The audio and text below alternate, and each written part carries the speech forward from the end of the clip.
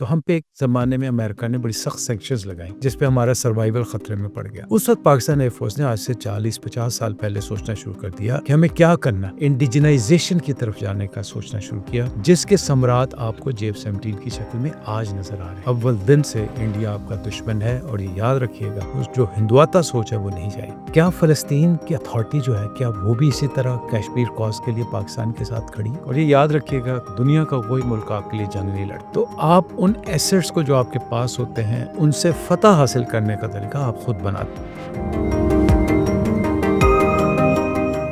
السلام علیکم and welcome to another episode of Tazad cast. آج ہماری ایک اسپیشل مہمان ہیں ہمارے جن کی بہت زیادہ خدمات ہیں پاکستان کے لیے، ہمارے معاشرے کے لیے اور پاکستان کے بہت بڑے بڑے اداروں کے لیے. ہمارے ساتھ آج موجود ہیں ارشد ملک صاحب، ایئر مارشل ریٹائرڈ ہیں، vice chief of air staff Pakistan air force سے، اور ہم ان کے بہت شکر گزار ہیں، انہوں نے ہمارے لیے ٹائم نکالا ہے. ہمارے لیے ایک فخر کی بات ہے کہ اتنی بڑی ہستی، اتنی بڑی شخصیت ہمارے پروگرام میں شریک ہے. سر ویلکم ٹو دا شو. آپ کی زندگی، ابھی میں اسٹڈی کر رہا تھا آپ کے بارے میں اور بہت ساری چیزیں دیکھ رہا تھا. ویسے تو ہم کیونکہ نیوز میں کام کرتے ہیں تو ہم فالو کرتے رہتے ہیں نیوز کو. You come up on the news stories every now and then. تو آپ کا یہ ایک ڈیفنس والا کیریئر ہے اور کمرشل پاکستان کے بڑے بڑے اداروں کو ہیڈ بھی کیا آپ نے، تو اس سے ابھی ایک فلنتھراپی کی طرف، اور وہ بھی ایک مجھے لگتا ہے جیسے مذہبی تھوڑی سی تنظیم ہے، خدمت ہے. تو کیسے دیکھتے ہیں اس چینج کو، اور پاکستان میں ان جنرل فلنتھراپی کے ایک کیا یہ ایک پیرلل ویلفیئر سسٹم بن گیا ہے پاکستان میں جو اسٹیٹ کا ویکیوم فل کر رہا ہے؟ تو کیا کیا امیج لوم ہے فلنتھراپی کے بارے میں پاکستان میں؟ بسم اللہ الرحمن الرحیم. سب سے پہلے آپ کا شکریہ. میں نے جب آپ کا نام سنا اور جب مجھے پتہ چلا کہ آپ سٹارٹ اپ ہیں تو میری خواہش تھی کہ میں آپ جیسے لوگوں کے ساتھ ضرور بیٹھوں تاکہ آپ کی بھی انکریجمنٹ ہو اور آپ کے پلیٹ فارم کو ذرا سا پروموٹ کیا جائے. میں کوئی بڑی ہستی نہیں ہوں، الحمدللہ اللہ نے بڑا کرم کیا تو بڑا ہمبل سا آدمی ہوں. کوئی بڑی ہستی نہیں، اس لیے آپ پہلے اس خیال کو تو رد کر دیں. جو بنیادی سوال آپ نے کیا کہ میں نے ریٹائرمنٹ کے بعد الحمدللہ جب میں PIA میں بھی تھا اس وقت سے ہمیں یہ احساس ہونا شروع ہوا کہ اس معاشرے میں بہت ساری چیزیں ایسی ہیں جو کہ گورنمنٹ کے ذمے ہیں، بٹ بدقسمتی سے ہمارا نظام اس قدر سٹیبل نہیں ہے کہ اس میں سے گورنمنٹ کا وہ رول رہتا نہیں. تو اس کے لیے جو ویکیوم ہے جیسے آپ نے بات کی تو اس کو پورا کرنے کے لیے لوگ آتے ہیں، ادارے آتے ہیں. تو ہماری ایئر فورس نے بھی ہمیں یہی سکھایا. ایئر فورس میں جو ویلفیئر کا کام ہے اس کی بہت اہمیت ہے اور اس کو بہت زیادہ کیا جاتا ہے. شہداء کی فیملی کے لیے جو بیچارے معذور ہو جاتے ہیں، جو وار وونڈڈ لوگ ہوتے ہیں، یا ویسے تو ایئر فورس ان کے لیے بہت کام کرتی ہے. ایئر فورس کی خواتین ان کے لیے بہت کام کرتی ہیں. تو یہ ایئر فورس کی گرومنگ تھی. تو جب میں ریٹائر ہوا تو میری خوش قسمتی کہ مجھے الخدمت فاؤنڈیشن میں کام کرنے کا موقع مل رہا ہے الحمدللہ. اور اس کے علاوہ ہماری ایئر فورس آفیسرز کی ایک ایسوسیشن ہے جس کو راشد میموریل ویلفیئر ایسوسیشن کہتے ہیں، اس میں بھی الحمدللہ. پھر ایک اور ہماری فاؤنڈیشن ہے جس کو دا نورانی فاؤنڈیشن کہتے ہیں. اس کے تحت ہم بچوں کے لیے اسکول، کیڈٹ اسکول بناتے ہیں، کیڈٹ کالج بناتے ہیں الحمدللہ. تو اس طرح کے کئی اللہ تعالیٰ نے موقع دیا. وہ اس لیے کہ دیکھیں یہ وہ وقت ہے جب آپ نے اس ملک کے لیے پے بیک کرنا ہے. اللہ تعالیٰ نے آپ پہ بہت مہربانیاں کی. اس ملک پہ آپ کا قرض ہے اور وہ قرض باتوں کی شکل میں نہیں، عملی طور پہ، اور جہاں تک آپ کر سکتے. تو یہ وہ موٹیویشن تھی یا میری فیملی کی موٹیویشن تھی جس کی بیس پہ میں اس طرف آیا. باقی جو حکومت کا کام ہے وہ حکومت کو کرنا چاہیے، لیکن جیسے میں نے کہا ہماری بدقسمتی سے کئی دہائیوں سے وہ گورننس سسٹم نہیں رہا، وہ رسپانسبلٹی اس طرح نہیں ہوئی اور کسی اور معاملات میں حکومت الجھتی رہی. سو جس کا ویکیوم بنتا ہے اور ڈیزرو پاکستانی کرتے ہیں. پھر پاکستانی بائی اینڈ لارج ایک بہت بڑی فلنتھروپسٹ ایکٹیویٹی میں اسپانسر کرتے ہیں، سامنے آتے ہیں. سو اس کو چینلائز کرنے کے لیے پھر اس قسم کی فاؤنڈیشن کا رول بن جاتا ہے. تو آپ کو لگتا ہے ہم وہ جو ایک اسٹیٹ کر پاتی ہے، ایک اسٹیٹ جو کر پاتی ہے، کیا بڑی تنظیمیں نو ڈاؤٹ یہ بہت بڑے پیمانے پر کام کرتے ہیں، خاص طور پہ جب سیلاب آتے ہیں، کوئی حادثہ ہوتا ہے، یہ بڑے ایونٹس ہوتے ہیں. تو کیا ہم اسٹیٹ کی جگہ، کیا ایسا لگتا ہے کہ فیوچر میں چل کے یہ ادارے اتنے امپاور ہوں گے کہ اسٹیٹ کی جگہ یہ کام کر پائیں گے؟ میرا ذاتی طور پہ خیال ہے کہ یہ نہیں ہونا چاہیے اور نہ ہی ایسا ہوگا. جو اسٹیٹ کی پاور ہے وہ اسٹیٹ بہت بڑی پاور ہوتی ہے، اسٹیٹ کے ریسورسز بہت ہوتے ہیں. It is just the governance system or channelization of those resources which government has, which unfortunately ہم لوگ کسی اور ڈائریکشن میں چلے جاتے ہیں جس کی وجہ سے گورنمنٹ وہ نہیں کر پاتی.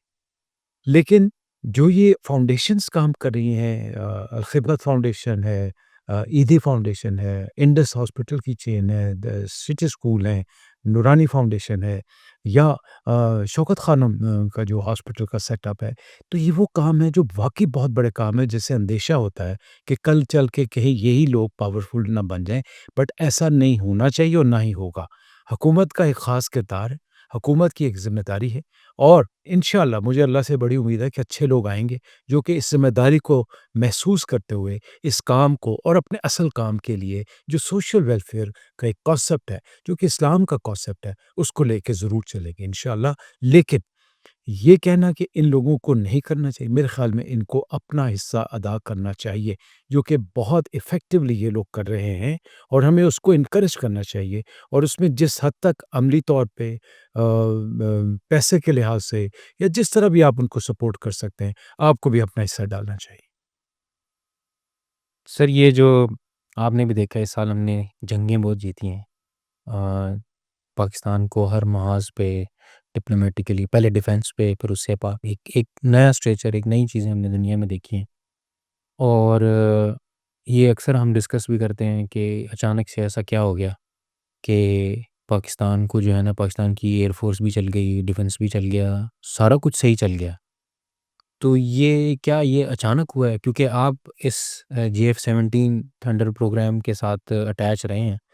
تو آپ کو کیا لگتا ہے کہ کیا واقعی ہم نے کسی صحیح ڈائریکشن میں سارا کچھ کرتے رہے تو یہ ہوا ہے، یا یہ کہ اتفاقاً ایک ہوتا ہے نا تکا بھی لگ جاتا ہے؟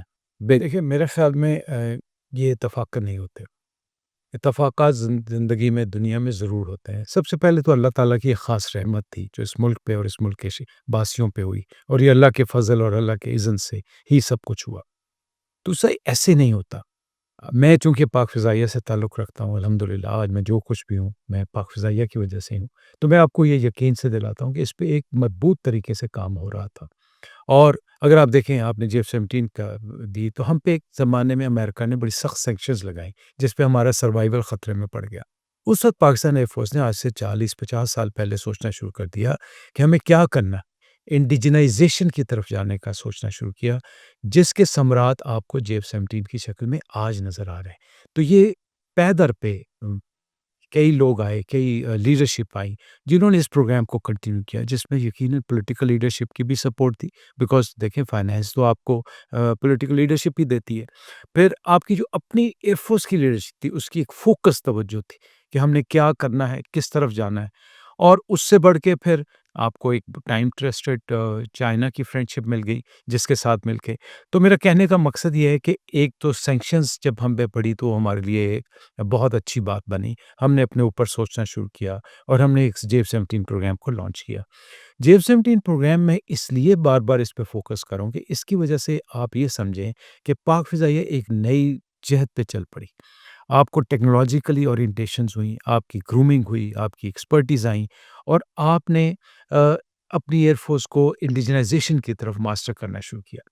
دوسرا میرے خیال میں ایک اور جو فیکٹر ایئر فورس کے لیے ہوا کہ جب ہم نے امریکن ٹیکنالوجی لی F-16 کی شیپ میں، ہم نے اپنی ایئر فورس کو ماڈرنائز کیا. اور اس وقت ہم نے یہ ریئلائز کیا کہ آج کے 30-40 سال بعد اگر ہم نے ایئر فورس کو اور آگے لے کے جانا ہے تو اس کا ویژن کیا ہوگا. سو یہ ایک تسلسل تھا جو کہ چلتا رہا، اور اس کی وجہ سے ہمارے پائلٹس جو تھے، ہمارے انجینئرز جو تھے، ایڈمن، ایئر ڈیفنس، لاجسٹکس، ہر قسم کی جو بھی برانچ ہے، ان ساروں نے اپنے آپ کو ایک آرگنائز طریقے سے، ایک پلان طریقے سے اور ایک ویژنری طریقے کے ساتھ ایک پلان آرکسٹریٹ کیا، اس کو ریہرس کیا. اور پھر اللہ تعالیٰ تو کبھی آپ کی محنت رائے گاہ نہیں جانے دیتا. 2019 میں پہلا آپ کو دھچکا دینے کی کوشش کی آپ کے دشمن نے، وہاں سے ہم نے سبق سیکھ کے 2025 تک ہم نے بالکل خاموشی کے ساتھ بہت میدان عبور کیے، جس کا عملی مظاہرہ الحمدللہ ہمارے شاہینوں نے 2025 میں مئی میں کر کے دکھایا، اور جس کی وجہ سے یہ آپ کو کامیابی حاصل ہوئی. اچھا، یہ ایک میرے ذہن میں کیوریوسٹی ہے کہ آپ جب GF-17 تھنڈر یا ہم چائنا سے کولیبریشن کرتے ہیں تو ایسا تاثر ملتا ہے جیسے چائنا آپ کو کوئی چیز بنا کر دے دیتا ہے، آپ اس کو اسمبل کر کے استعمال کر لیتے ہیں. تو کیا ہم جان سکتے ہیں کہ ایسا کس نہیں طرح ہے جی. کوئی ایسا پرسنٹیج ہمیں جی نکل آئے کہ یار میں آپ کتنا کا ہم نے کیا؟ جی آپ کا سوال میں سمجھ گیا ہوں. دیکھیں آپ کاغذ کے اوپر ایک پلان بناتے ہیں، پھر اس پلان کو ظاہر آپ اپنے استاد کے پاس لے کے جاتے ہیں. تو آپ یہ سمجھیں کہ چائنا آپ کا استاد تھا، لیکن وہ ایسا ایک استاد تھا جو کہ خود بھی پی ایچ ڈی نہیں تھا. اس کو کیونکہ ان کے پاس بھی اپنا کوئی اس طرح فائٹر ایئر کرافٹ پروگرام اس طرح سے تو نہیں تھا نہیں اس طرح. تھا لیکن وہ پروگرام رشیا سے لے کے آئے اور پھر وہ کسی اور ویسٹ میں یورپ کے ملک سے بھی لے کے آئے. سو ان کے پاس ایک پلان تھا، ان کے پاس اپنے اورینٹیشن، اور دیکھیں ان کی جو گرومنگ اور جو ان کی ٹریننگ کی وہ رشینز نے کی. جبکہ آپ کے الحمدللہ ہم نے جب سے پاکستان بنا تو ہم نے جو بھی فیصلہ تھا سیاسی، ہمارا پلڑا جو تھا وہ امریکی سائٹ پہ تھا، اور ہم نے امریکی ٹیکنالوجی آج تک استعمال کر رہے ہیں. یا ہمارے پاس فرانسیسی ٹیکنالوجی تھی یا ہمارے پاس برٹن کی ٹیکنالوجی تھی، ساتھ ساتھ ہمارے پاس اٹلی، یعنی ہمارے پاس ویسٹ اور یورپ کا امتزاج تھا. جبکہ چائنا میں صرف اور صرف رشین ٹیکنالوجی تھی. سو ان کو بھی بہت کچھ سیکھنے کی ضرورت تھی. اب وہ ایکسپوئر پاکستان ایئر فورس کے پاس تھا.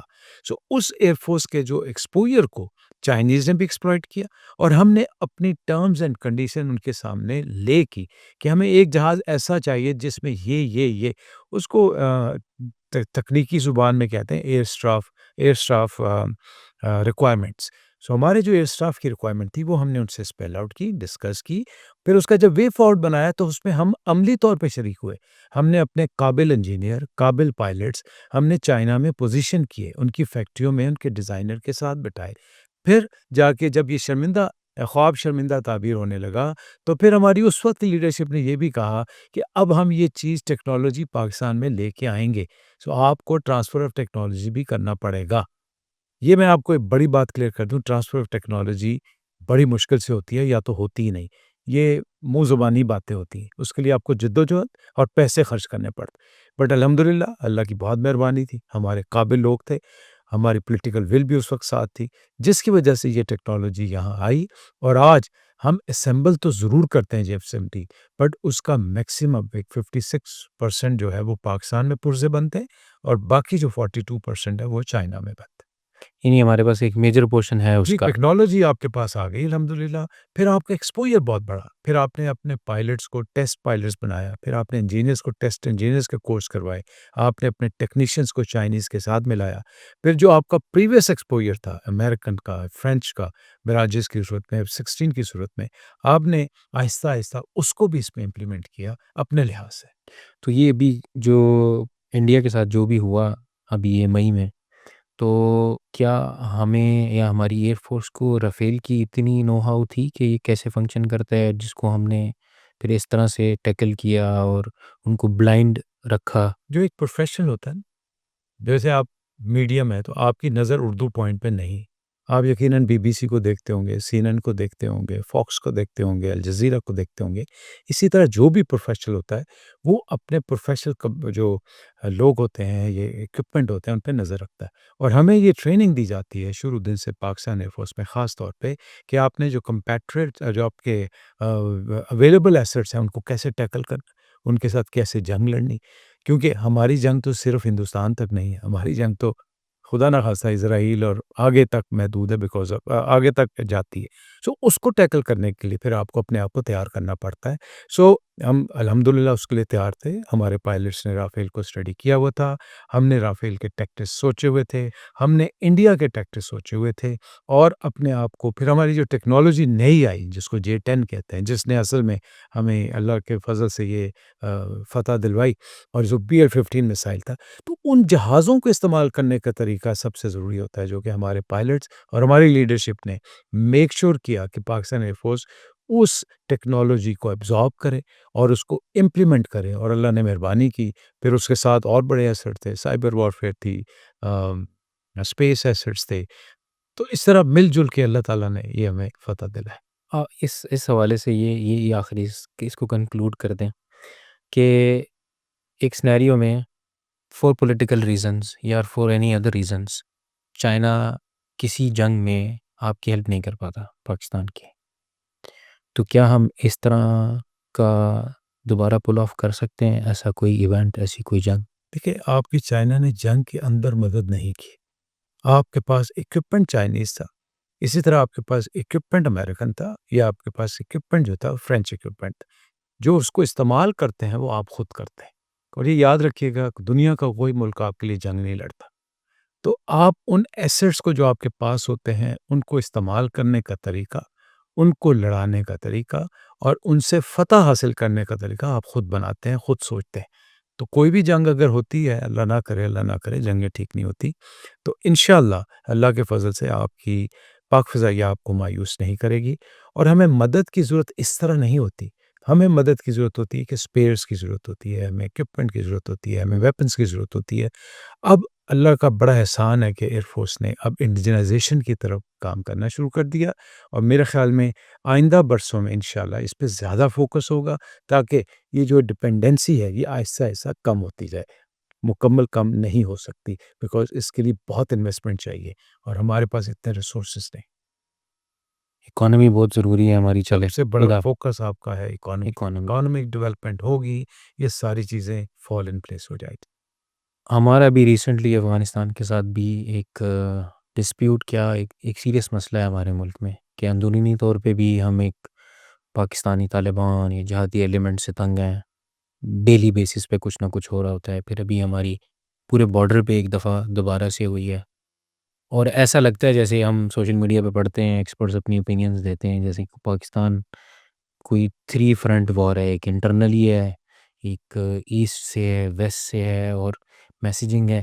کیا ایسا ہے کہ ہم پھنس گئے ہیں اس کے اندر، اور ہمارے پاس تو اتنی ڈیپتھ بھی نہیں ہے کہ ہم دونوں طرف سے اس کو وہ کر سکیں؟ دیکھیں پھنسے تو نہیں ہوتے، بات بالکل صحیح ہے تلخ حقیقت، بس بات صحیح ہے۔ سب سے پہلے تو آپ اندرونی خلفشار کا شکار ہیں، آپ جتنا مرضی کہیں، آپ کی پولیٹیکل گورننس نہیں ہے، پولیٹیکل ہارمنی نہیں ہے، آپ کی اکنامک گورننس نہیں ہے، اکنامکلی انڈیکیٹرز ابھی اتنے پازیٹیو نہیں ہو رہے۔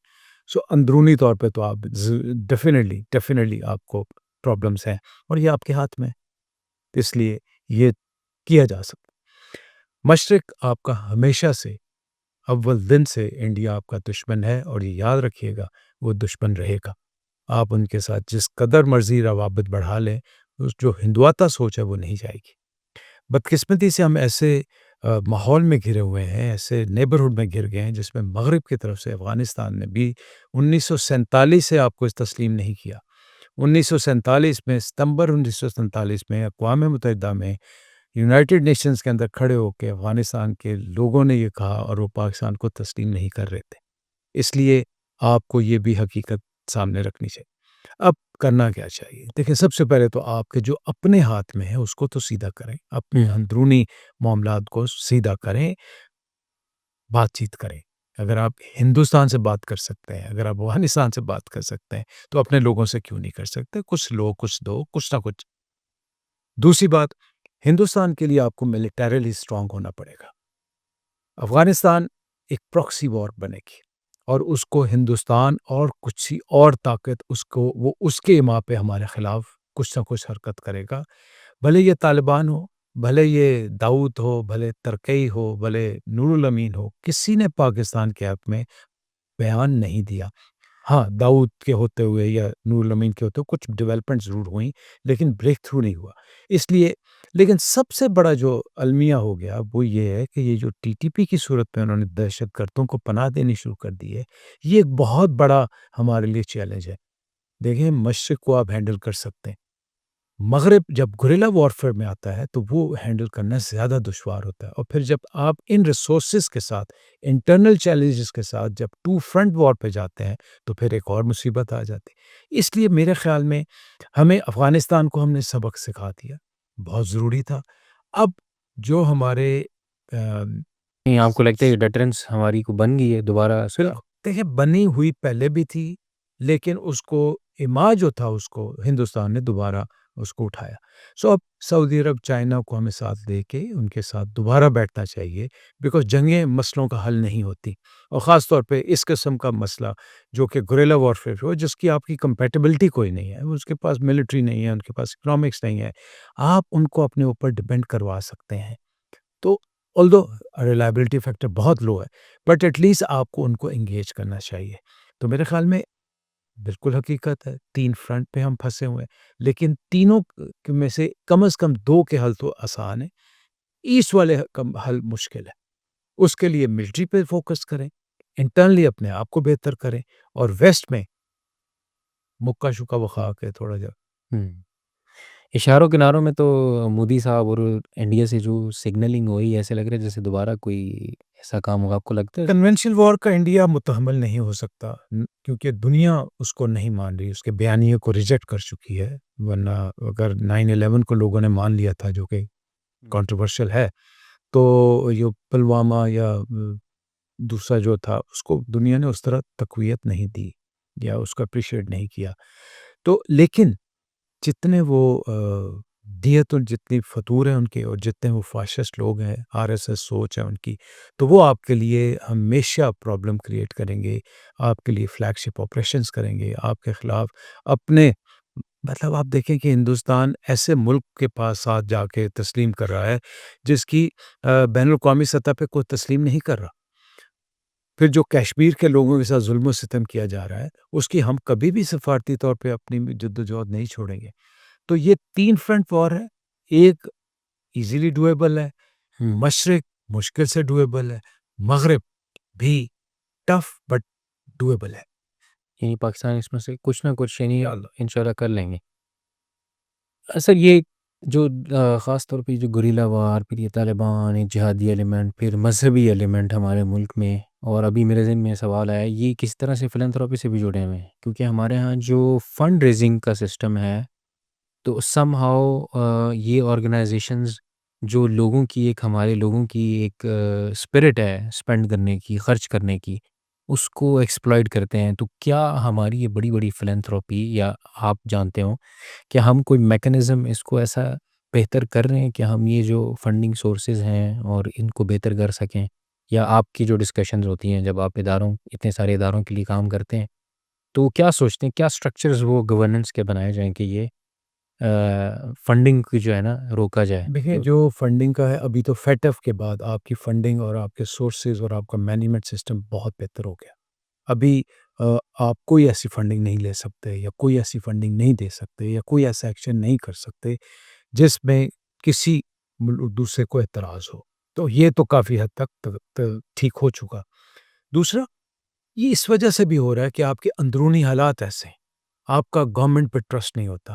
آپ جو بھی گورنمنٹ آتی ہے، بھلے یہ گورنمنٹ ہو، پچھلی گورنمنٹ ہو، آپ کا آئیڈیولوجیکل ڈفرینسز جب آتے ہیں تو آپ ایک اپنی راہ نکال لیتے ہیں۔ وہ جب تک آپ اپنے ملک کے حالات درست نہیں کرتے، سب سٹیک ہولڈرز کو ساتھ لے کر نہیں چلتے، تو یہ المیہ رہے گا۔ لیکن جہاں تک فنڈنگ کا تعلق ہے، فنڈنگ کے ایکسپینڈیچر کا تعلق ہے، یہ بہت حد تک کنٹرول ہو چکا۔ فیٹ ایف کے آنے کے بعد میرا نہیں خیال کہ اس میں آپ کو اتنی بڑی سائنس، راکٹ سائنس ہے، یا اتنی بڑی کوئی دشوار گزار عوامل ہیں۔ پاکستان نے امریکہ سے بھی ڈیفنس لیا ہے، ہم نے چائنا سے بھی ڈیفنس پیکٹ رکھا ہے، اسٹریٹجک ہماری پارٹنرشپ ہے ڈیفنس کی۔ لیکن اب ہم دیکھ رہے ہیں کہ پاکستان جو ہے وہ ریجنل ٹرائی لیٹرل، جس طرح آذربائیجان ترکی کے ساتھ کیا ہے، پھر اب سعودی عرب کے ساتھ ہوا ہے، تو آپ یہ کوئی نیو تھاٹ آؤٹ اسٹریٹجی ہے، یا یہ کہ ہم لوگوں کو بڑے جو ممالک ہیں، بڑی طاقتیں ہیں، وہ اس طرح سے ہماری ہیلپ نہیں کر سک رہی ہیں، تو ہم چھوٹے الائنسز بنا رہے ہیں محلے کی سطح پہ، ریجن کی سطح پہ؟ دیکھیں، یہ نیا کانسیپٹ نہیں، یہ بہت پرانے کانسیپٹس ہیں۔ جب آپ جنگ عظیم دیکھ لیں، کوئی بھی جنگ دیکھ لیں، یا جب آپ نیٹو آپریشنز دیکھ لیں، یا آپ سیٹو سینٹو، RCD اور اس طرح کے جتنے بھی الائنس ہے، سارک ہے، شنگھائی کارپوریشن ہے، تو یہ پرانا کانسیپٹ ہے اور اچھا کانسیپٹ ہے۔ آپ جب علاقائی طور پہ، خاص طور پہ اپنے علاقے میں، ریجن میں جب لوگوں کے ساتھ ملتے ہیں، نیبرز کے ساتھ اچھے تعلقات رہتے ہیں، تو جو ہم بات کر رہے تھے کہ آپ کو دفاعی پریشانیاں کم ہو جاتی ہیں، اور آپ اصل فوکس اپنی اکانومی پہ کرتے ہیں۔ تو یہ جو معاہدے ہیں، یہ دفاعی معاہدے ایز سچ نہیں ہوتے، اکنامک اورینٹیشن یا کلچرل، سوشل، اس طرح کے ریفارمز اورینٹیڈ ہوتے ہیں، اس لیے ان کی تو بڑی وقت ہے۔ اب بدقسمتی سے ہم 65 کی جنگ میں پھنس گئے، کارگل وار میں پڑ گئے، 71 کی جنگ میں آ گئے، پھر کشمیر کا ایک ایسا ایشو آ گیا، پھر ہمارے پڑوس میں کبھی رشیا آ جاتا ہے، سوویت یونین آ گیا، کبھی طالبان ہمیں ناپسندیدہ ہو گیا، 9/11 ہو گیا، پھر ہمارے اندر جو TTP کا ایلیمنٹ آ گیا جو خود ساختہ اسلام کو لے کے آ گئے، تو ان وجوہات کی وجہ سے ہم وہ اسٹیبل نہیں ہو سکے۔ آج اللہ تعالیٰ نے آپ کو بہت مہربانی کی کہ آپ کی ریلیونس بن گئی، اللہ تعالیٰ نے آپ کو مقام دیا ہے، اور اس کا کریڈٹ ظاہر ہے آرم فورسز کو تو جاتا ہے، بیکاز یہ انہی کا ایک اللہ تعالیٰ کی مہربانی ہوئی ان پہ۔ سو اس کو ایکسپلائٹ کرنے کی ضرورت ہے، اپنے قد کو بڑھانے کی ضرورت ہے۔ اگر آپ مڈل ایسٹ میں بھی آج پریزنٹ ہے تو یہ اللہ کی بڑی مہربانی ہے۔ تو میرے خیال میں یہ الائنسز پہ ضرور جانا چاہیے، اس پہ اپنی سفارتکاری کو مضبوط کرنا چاہیے، اور جو ادارے ہیں ان کو بھی مضبوط کر کے ان کو یہ انڈیپینڈنس دینی چاہیے۔ ہمارے پبلک کے اندر نا یہ بڑا ایک جذباتی لگاؤ بھی ہے ہمارا فلسطین کے ساتھ، غزہ کے ساتھ، اور جب یہ سعودی عرب کے ساتھ یہ ڈیفنس پیکٹ ہو رہا تھا تو ہم یہ سوچنا شروع ہو جاتے ہیں کہ پاکستان کے پاس میزائل بھی ہیں، غزہ میں اتنے مظالم ہو رہے ہیں، بم بھی ہے، ایئر فورس بھی ہے، اتنی بڑی طاقت ہے، اور وہ ڈیمونسٹریٹ بھی ہو گیا ہے، ثابت بھی ہو گیا ہے۔ اور آپ نے جب سعودی عرب سے تو ہم غزہ کے لیے یا اسرائیل تک کچھ کر نہیں سکے، تو یہ ایک بہت زیادہ سینٹیمنٹ ہے کہ ہم یہ اگر آپ حقیقی لحاظ سے دیکھیں تو یہ ممکن نہیں ہوتا کہ آپ میلوں دور کی جنگ میں کود پڑیں، اور ایسی جگہ کود پڑیں جب آپ خود سٹیبل نہیں ہیں، آپ کو مشرق مغرب دونوں اس طرف سے پریشانیاں ہوں، اور آپ ایک ہزاروں میل کی جنگ میں کود پڑیں، اور پھر ایک ہے تو پریشانی کی بات کہ فلسطین ہمارے بالکل قریب ہے، اس سے بڑی مسجد اقصیٰ جو ہے ہمارے لیے، القدس شریف جو ہے بہت بڑے احترام کی بات ہے، لیکن کیا فلسطین کی اتھارٹی جو ہے کیا وہ بھی اسی طرح کشمیر کاز کے لیے پاکستان کے ساتھ کھڑی ہے؟ میں یہ نہیں کہہ رہا کہ ہم نہیں کریں گے، ہم انشاءاللہ جو ممکن بڑا اور کر بھی رہے ہیں۔ الخدمت فاؤنڈیشن کے زیر اہتمام گورنمنٹ کی پیٹرنائزیشن میں جس قدر امداد پاکستان سے گئی ہے، ہم دنیا میں چوتھے پانچویں نمبر پہ ہیں۔ ہم یہاں پہ پاکستان میں الحمدللہ ان کے فلسطینی بچوں کو پڑھا رہے ہیں، 400 سے زیادہ بچے آج پاکستان میں تعلیم حاصل کر رہے ہیں الخدمت فاؤنڈیشن کے تحت۔ پھر بہت سے گھر ایسے ہیں جو الخدمت فاؤنڈیشن کے تحت چل رہے ہیں، تو ہم کرتے رہیں گے، لیکن یہ جو جنگی ماحول پیدا کرنا ہے یہ کوئی لاجک کی بات نہیں ہوتی۔ آپ دور سے بیٹھ کے جنگ کرنا شروع کرتے ہیں، اس سے بڑھ کے آپ یہ دیکھیں کہ آج جو فلسطین کا جو غزہ پلان سامنے آ رہا ہے اس میں پیلسٹینین اتھارٹی اور حماس آپس میں کس قدر ہم آہنگ ہیں، یہ بہت بڑا سوالیہ نشان ہے، اس پہ سوچنے کی ضرورت ہے۔ پھر جو انٹرسٹ قطر کا ہے، جو ترکیہ کا ہے، جو سعودی عربیہ کا ہے، اور جو UAE کا ہے، وہ کہاں تک اپلیکیبل ہوگا اور وہ کس قدر سنسیئر ہوں گے۔